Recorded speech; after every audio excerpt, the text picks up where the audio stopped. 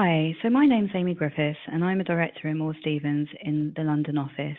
I've more than 13 years experience in audit practice looking after clients ranging from startups to large multinational companies in the technology and media sectors, and I have broad experience in IFRS.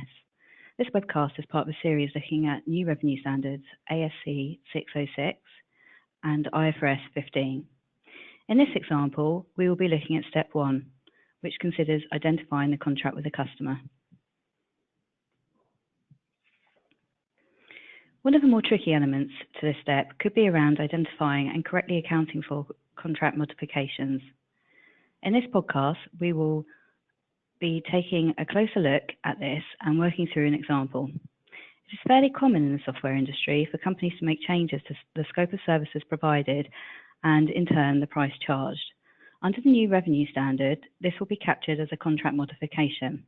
What might be surprising is that contracts entered into with the same customer could also be a modification.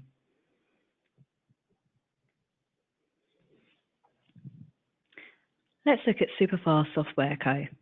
In this example, Superfast Software has entered into a 4-year service contract with Consumer Co. for $500,000, which is $125,000 per annum. The standalone selling price for this service for 1 year would be $125,000. The board of Superfast Software Co. concludes that the contract is a series of distinct services. Now, if we fast forward to year 3, Superfast Software Co. and the Consumer Co. decide to modify the contract. As part of their negotiations, back to the start of this slide.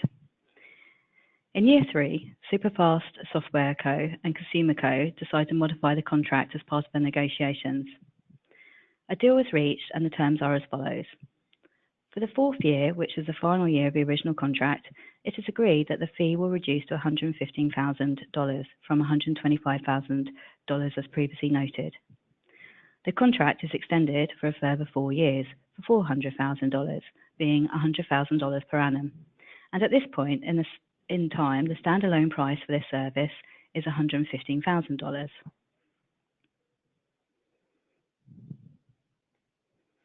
So how does Superfast Software Company account for the modification? So in this example, the additional services to be provided are considered to be distinct, but if you remember, the price per annum for the new 4-year period is lower than the standalone selling price for the 1 year of the service. Therefore, in this example, the original contract modification and new 4-year period will be accounted for as part of the existing contract on a prospective basis. So what does this mean? This means adding the remaining $115,000 from year 4 and adding this to the new 4-year term as a price of $400,000 and recognizing the full $515,000 over 5 years. If we were to take the same example, and if in the new contract was reflected of the standalone selling price and the additional services were considered distinct, then the modification may be considered a separate contract. Additionally, it's important to consider all factors when assessing modifications. For example, Superfast Software Co. may conclude that the reduction was offered because Superfast Software Co. would not incur the same costs with an existing customer that it would incur with a new customer. This could give rise to a different answer. Thank you.